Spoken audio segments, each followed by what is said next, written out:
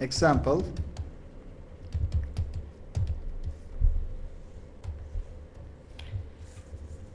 determine that the function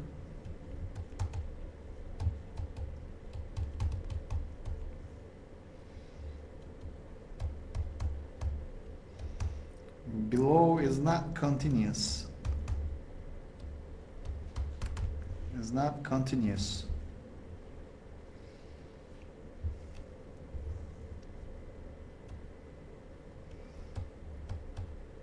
H of t equals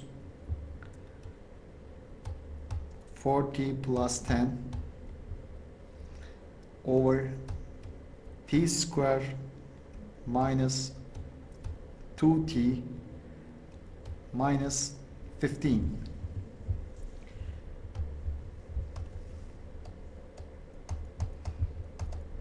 Solution. Listen me carefully.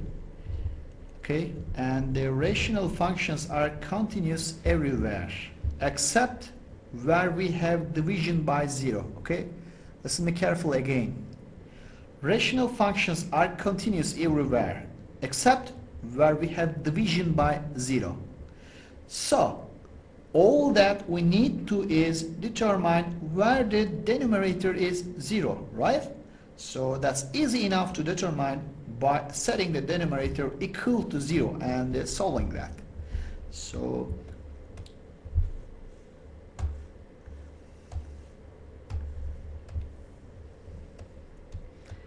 t square minus 2t minus 15 equals to t minus 5 parenthesis times t plus 3 equals to 0.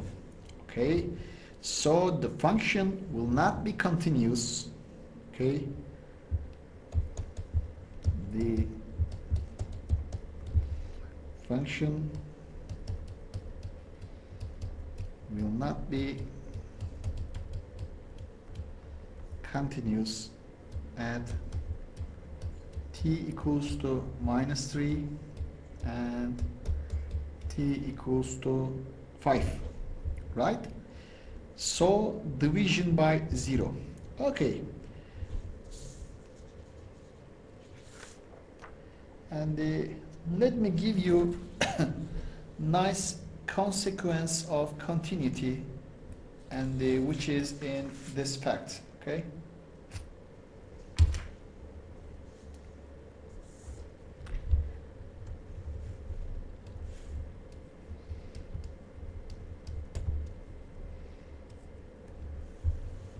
fact 2. If f of x is continuous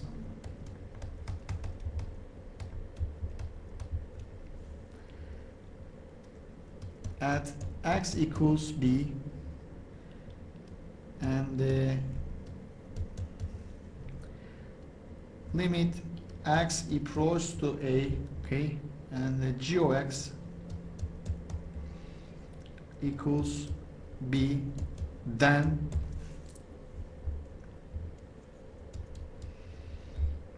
limit x approaches to a, f of g of x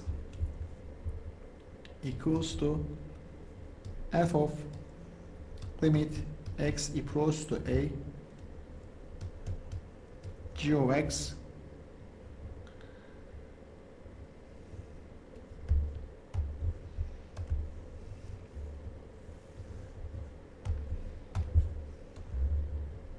okay. And if you want to prove this fact, okay, and you can see the proof of various limit properties and section in the extra chapter in your book, okay. And let me give you an example about this fact.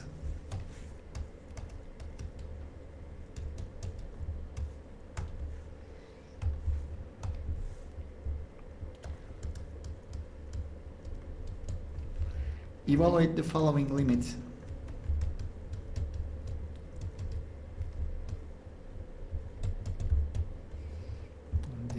Which is limit x approaches to 0 e to the power of sine x, right? And the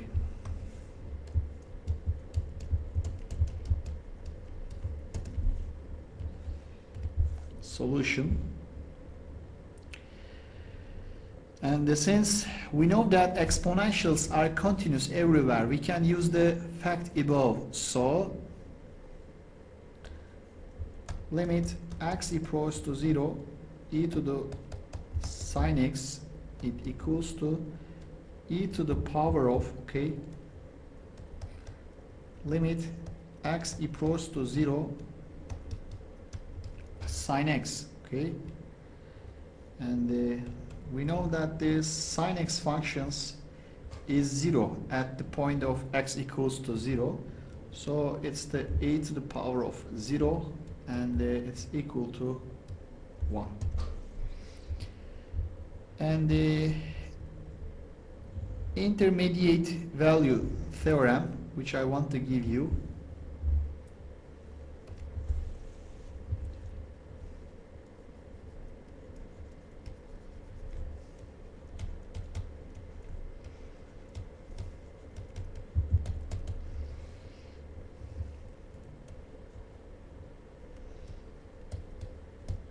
value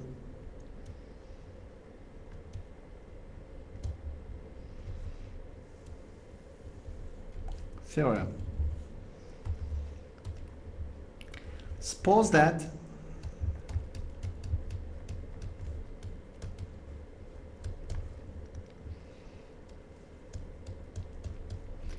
f of x is continuous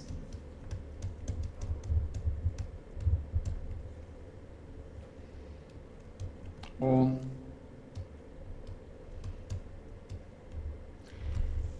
a comma b closed interval, and let m be any number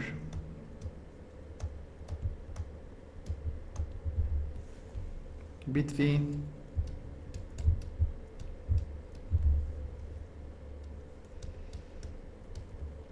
f of a and f of b, then there exists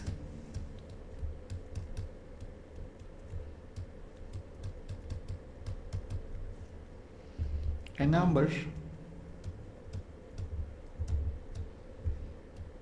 c such that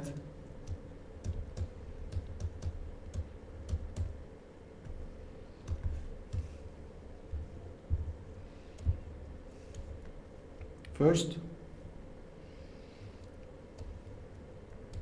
A is less than C, C is less than B, and the second,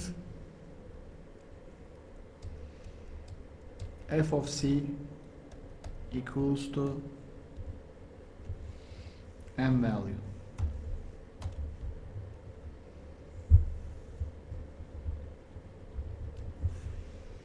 Okay.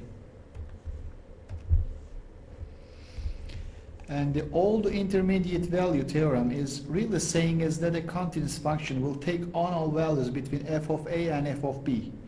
And let me give you a graph of a continuous function that illustrates the intermediate value theorem. Okay.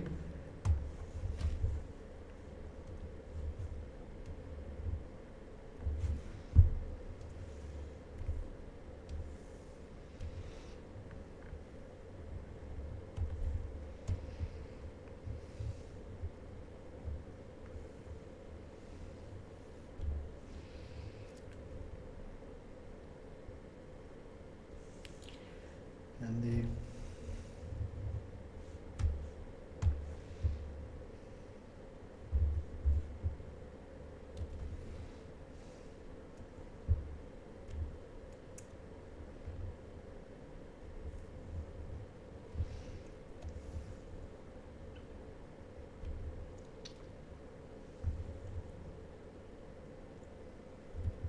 okay, and these points are A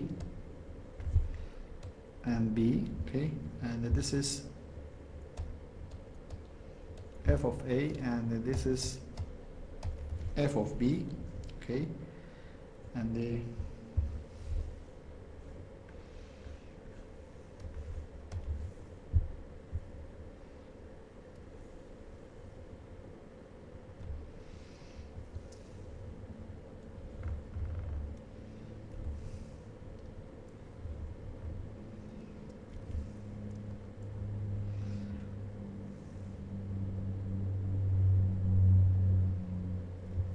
look at these 3 points.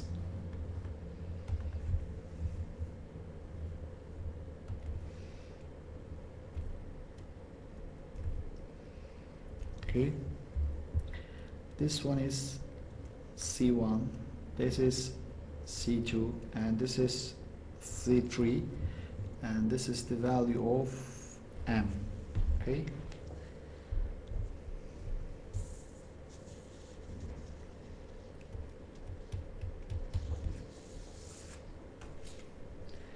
And now, as we can see from this image, if we pick any value M that is between the value of f of a and f of b, as you see, okay, and draw a line straight out from this point, the line will hit the graph in at least one point.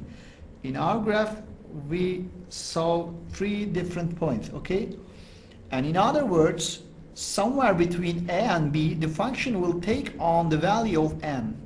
Also, as the figure shows, the function may take on the value at more than one point and more than one place, as you see C1, C2, and C3.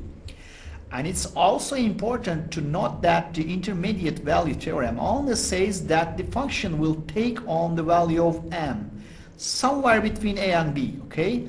And it doesn't say just what that value will be, okay? And it only says that it exists. So the intermediate value theorem tells us that a function will take the value of m somewhere between a and b, but it doesn't tell us where it will take the value, nor does it tell us how many times it will take the value. There are important ideas to remember about the intermediate value theorem, okay? And a nice use of intermediate value theorem is to prove that the existence of roots of equations, as the following examples, which I will give you now, okay? And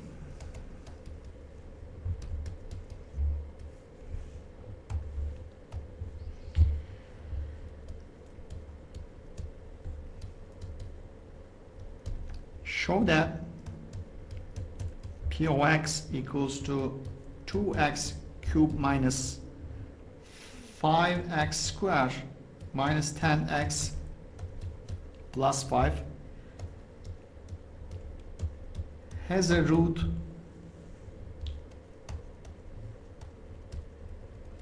somewhere in the interval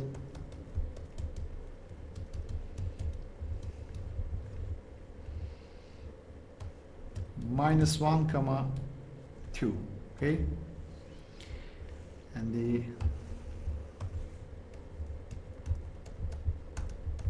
solution. What we are really asking here is whether or not the function will take on the value p of x equals 0 somewhere between, okay, and the -1, 2, okay, x element of here. And in other words, we want to show that there is a number c such that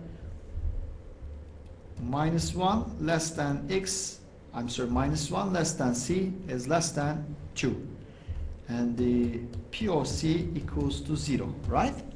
And however, if we define m equals 0, and acknowledge a equals to -1 and the b equals to +2, and now we can see that these two conditions on c are exactly the conclusions of the intermediate value theorem, okay? So this problem is set up to use the intermediate value theorem, and in fact all we need to do is to show that the function is continuous at that m equals 0 is between p of -1 and p of 2, okay? And that means the p of -1 is less than 0, means it is less than PO2, or of course PO2 is less than 0 and it's less than PO minus 1, and we'll be done after that. To do this, all we need to do is compute the PO minus 1. So PO minus 1 equals to 2 times minus 1 cube minus 5 times minus 1 square minus 10 times minus 1 plus 5. So it's equal to minus 2 and the minus 5 and the plus 10 and the plus 5, and it's equal to 8. And the PO2 is equal to 2 times 8 minus 5 times 4 and the minus 20 plus 5, and it's equal to minus 19. Okay, so we have minus 19, it equals to PO2, and it's equal to I'm sorry, it's less than 0, it's less than PO minus 1, which is 8. Okay, therefore m equals to 0 is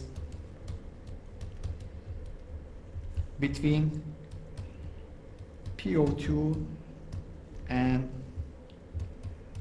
PO minus 1.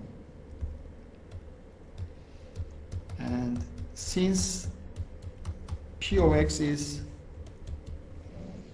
a polynomial, it's continuous everywhere, and so in particular it's continuous on the interval minus 1 comma 2 close interval. Okay, so by the intermediate value theorem,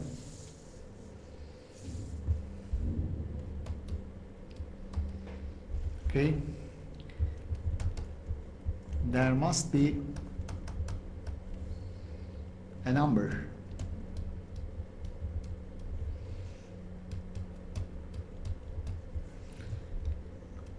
C so that POC equals to 0.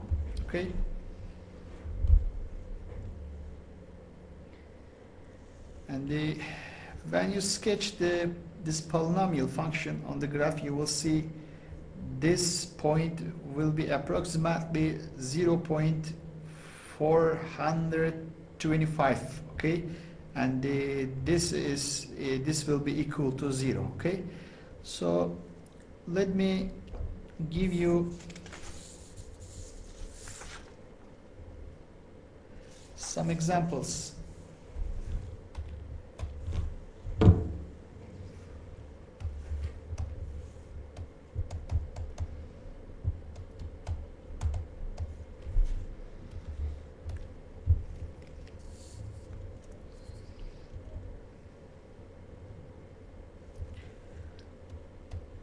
If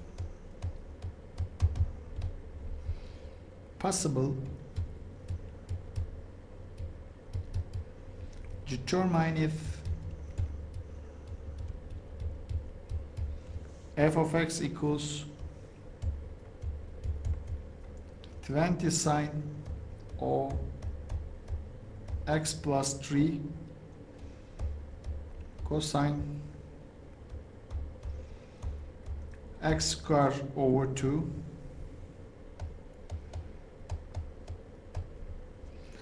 takes the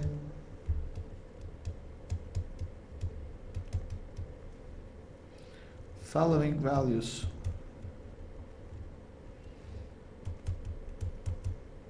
in the interval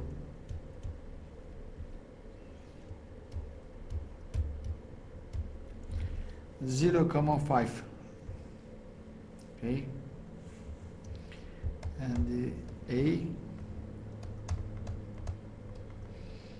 does f of x equals 10, and the B part does f of x equals minus 10. Okay,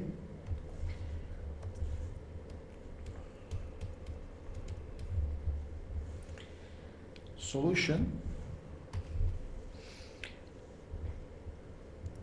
And so much as the previous example, we are being asked to determine, if possible, if the function takes on either of the two values above in the interval 0 comma 5. Okay, close interval. First, let's notice that this is a continuous function, and so we know that we can use the intermediate value theorem to do this problem. Okay, now for each part we will let m be the given value for the part, and then we will need to show that m lies between f of 0, m lies, okay,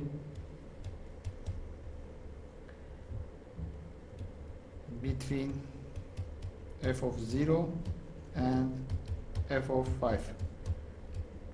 We will need to show. Okay, if it does, then we can use the intermediate value theorem to prove that the function will take the given value. So since we will need the two functions evaluations for each part, let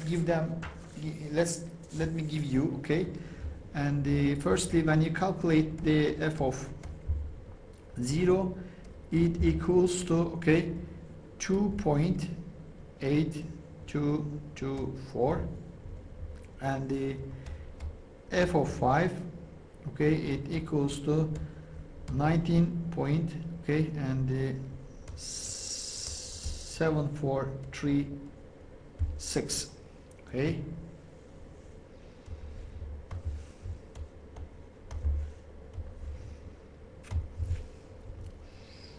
Okay, in this case, we will define m equals 10, right? And we can see that, okay,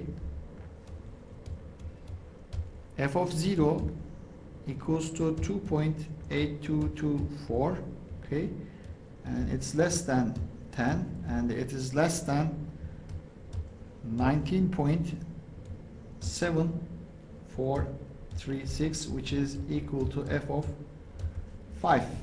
Okay, so by the intermediate value theorem, okay, there must be a number which is C such that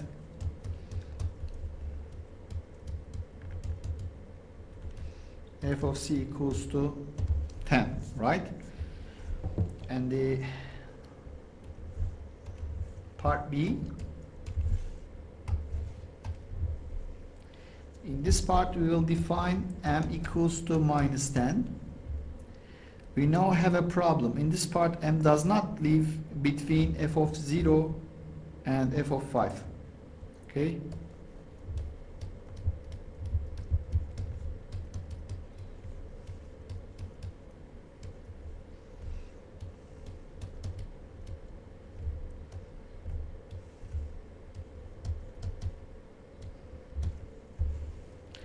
So what does this mean for us? Does this mean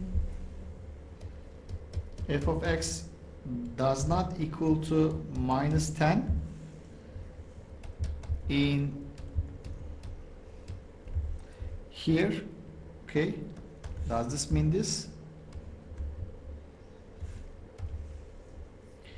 Unfortunately for us, this doesn't mean anything, okay?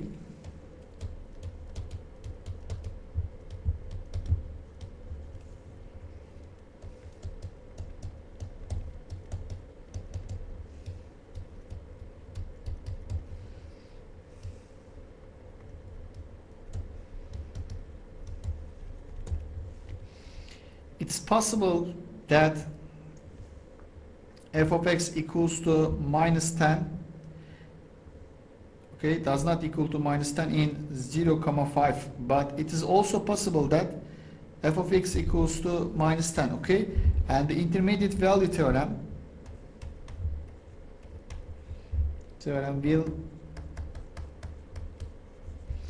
only tell us that C points will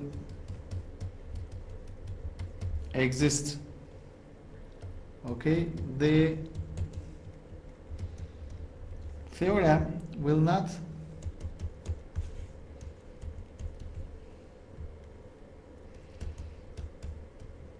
tell us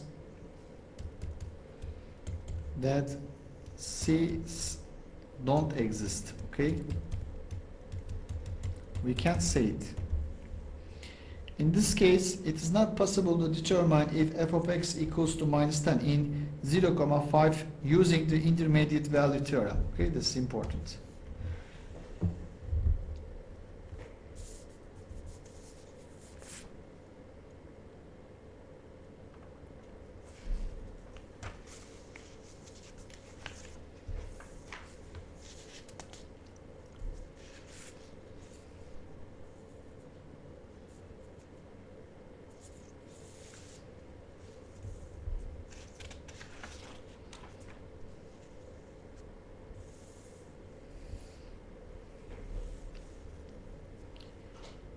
And let me give you the definition of the limit and the formal definition of the limit, okay. After this definition, okay, I'll finish this part, okay. I'll finish this chapter.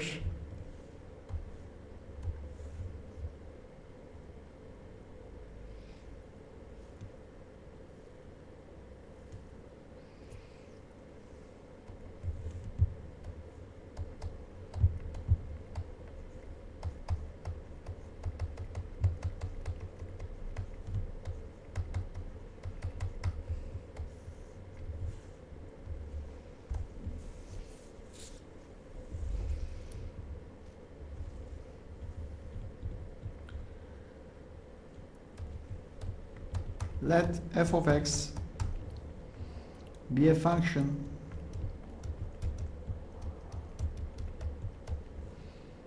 defined on an interval that contains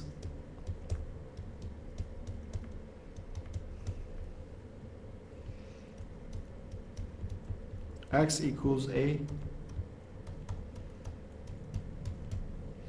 except possibly at x equals a,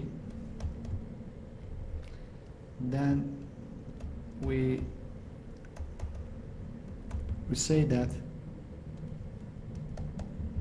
limit x approaches to a, f of x equals L if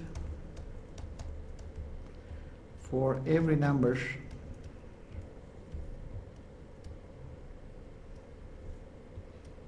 epsilon larger than 0 there is some number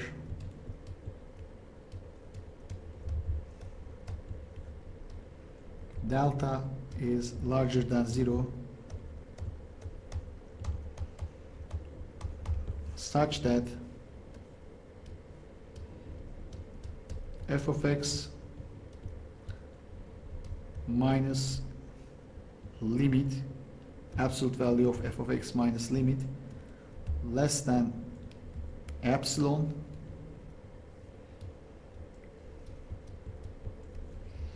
whenever 0 is less than absolute x minus a is less than delta. Okay, this is the formal definition of the limit. Okay,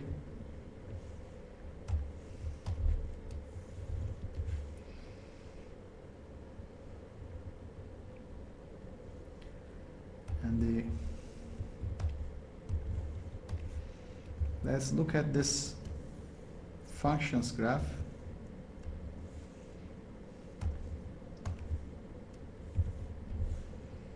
Okay.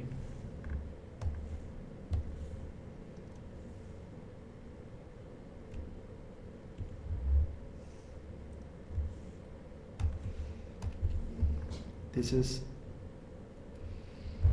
a point, okay, and this is L, which is limit, and this is our f of x function.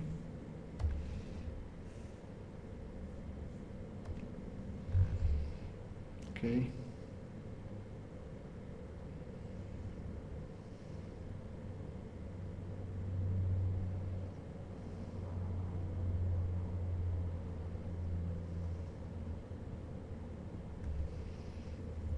And this is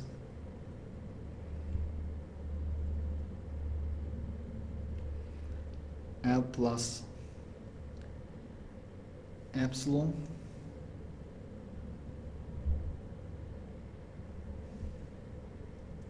is the L minus epsilon.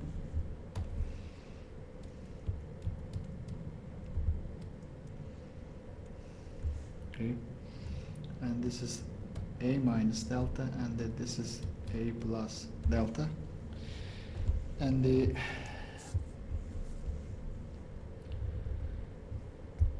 wow, and I know that's a mouthful, right?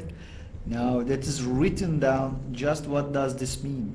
And let's take a look at this graph, and let's also assume that the limit does exist. And what the definition is telling us is that for any number epsilon is larger than 0, that would peak, we can go to our graph and sketch two horizontal lines, which is the L plus epsilon and L minus epsilon as shown on the graph right here, okay? And then somewhere out there in the world is another number, delta is larger than 0, which we will need to determine that will allow us to add in two vertical lines in our graph at delta, A plus delta here, and the A minus delta, right? And after that, okay, now we take any x in the pink, in this region between, okay, let me sketch this pink region, okay, as you see, okay, and this x will be closer to A than either of A plus delta and A minus delta, or that means the absolute value of